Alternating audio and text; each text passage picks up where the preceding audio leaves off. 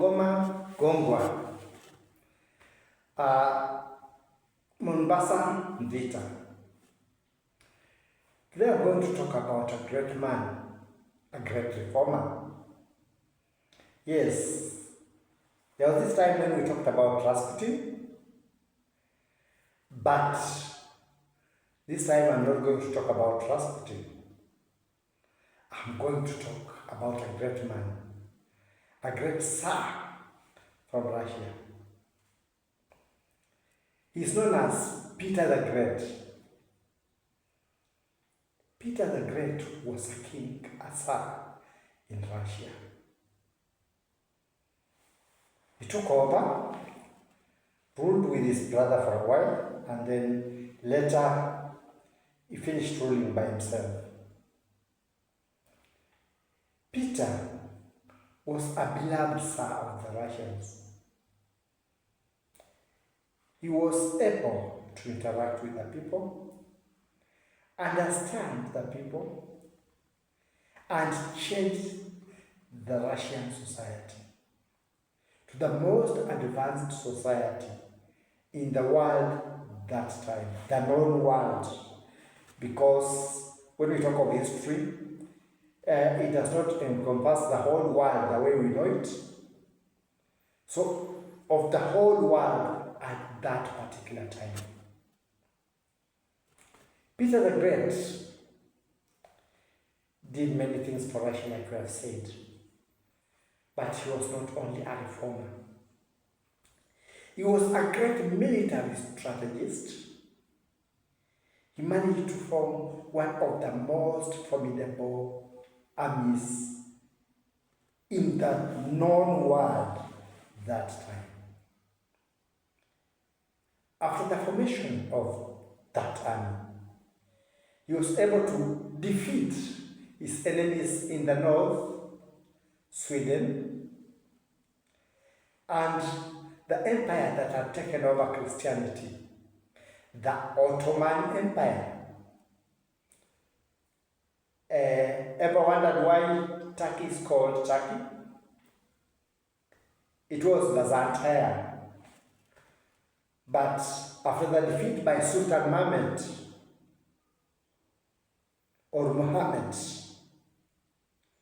because his name is pronounced different ways. There's Mehmed, so whichever, but that Sultan.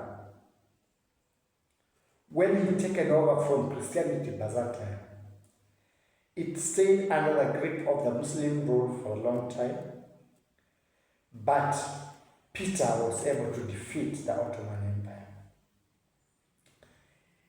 He decided to take his reformation throughout the Western world. In fact, in the internet they say he westernized the world. So, the progress of Europe, the structures of Europe, has constituted the way it is. The foundations were put up by a great Tsar, the Tsar of Russia, the one and only Peter the Great. He was able to change the social structure of Western Europe, or he was able to westernize the military structure, the economic structure, and the social structure, giving it a different outlook from the rest of the world. And others ended up calling him a saint, others ended up calling him whatever. But Peter the Great, is it Peter Square or St. Peter's in Russia, and the many other Peters that followed in Europe? As a result, an honor for a man who was able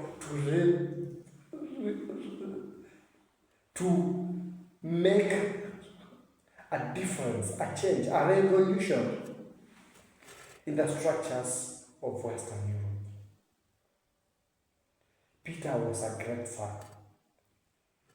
The one and only one, Peter the Great. What should leaders in the world admire? From this person, one should admire to be looked at positively by the change of structures, by being able to incorporate with oneself with the society one is ruling, so that long after one is gone, one will be remembered for the goodness, for the greatness he has done to the society, like Peter the Great of Russia. So when we talk of people like Rasputin, do not be moved, because also we have great, legendary leaders that Russia was able to produce, starting with the one and only Peter the Great. So when you hear of St. Peter's Square, St. Peter's, whatever, St. Peter's, all those St. Peter's, many, I'm not saying all, many are in memory of this guy who was able to fight and even remove many of the places from the clutch of the Muslims back to the Christians. He was a great father and will always be remembered so in history for Europe, and most of the world has taken after the European structures. Even the way we dress, I'm now speaking in English, and the others who speak in French, the others who speak in Spanish from different places. The house we're living in now, structured the same way. The things we're using in life, the foundation, the education systems are structured towards the Western life. So anytime